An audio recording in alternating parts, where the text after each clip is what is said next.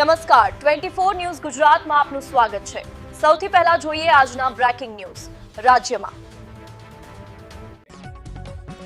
ઉભરાણમાં એક જ રાત્રે ચંદનના 6 ઝાડ કપાયા, અંદાજે 6 લાખનું નુકસાન। પેટ્રોલિંગ સામે સવાલો। અરવલ્લીના માલપુર તાલુકાના ઉભરાણ ગામે કડકડતી ઠંડીનો ફાયદો ઉઠાવી અજાણ્યા વિરપ્પનોએ એક જ રાત્રે બે અલગ જગ્યાએથી ચંદનના કુલ 6 ઝાડ કાપી લઈ જતા ચકચાર મચી છે। ઘટના રાત્રે અંદાજે 2 વાગ્યાની આસપાસ બની હોવાનું પ્રાથમિક માહિતીમાં સમાવ્યું છે।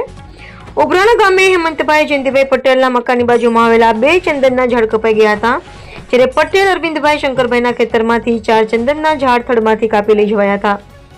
અરવિંદભાઈના જણાવ્યા મુજબ થોડા દિવસ અગાઉ એક વ્યાપારી ચંદનના ઝાડ જોવા માટે આવ્યો હતો, જેના કારણે ઘટનાને લઈને શંકા વધુ ગાઢ બની છે।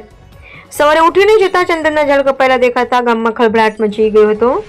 વિરપનોએ બેટરી ચલિત કટરનો ઉપયોગ કરી ચંદનના ઝાડ કાપ્યા હોવાનું અનુમાન છે। અંદાજે રૂપિયા 6 લાખ જેટલા નુકસાન થયું હોવાનું કહેવામાં આવી રહ્યું છે। આ ઘટનાને પગલે રાત્રિ પેટ્રોલિંગ સામે પણ સવાલો ઉભા થયા છે। વન વિભાગ અને પોલીસ તંત્રે તાકીદે કાર્યવાહી કરી વિરપનોને ઝડપી કડક પાઠ બનાવે તેવી ગામ લોકોની માંગ ઉઠી છે। Reporter Ramanbhai S Khan.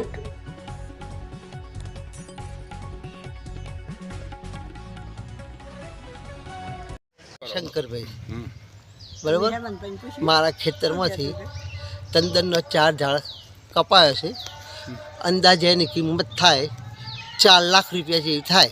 અને આજ રાત્રે અમારા બાજુમાં એક હેમંતભાઈ કરીને છે, એમના ખેતરમાં છે, પણ એમને બીજા 2 ચંદનના ઝાડ કપાયેલા છે। બોલ પટેલ હેમંતભાઈ જયંતિભાઈ નામ છે મારું, અને ઉભરાણનો રહેવાસી છું।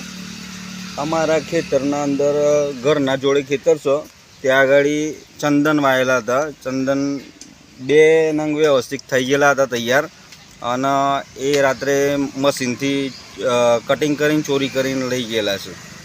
અંદાજે 1.5 લાખ રૂપિયાની આસપાસનો માલ ચોરી થયો છે।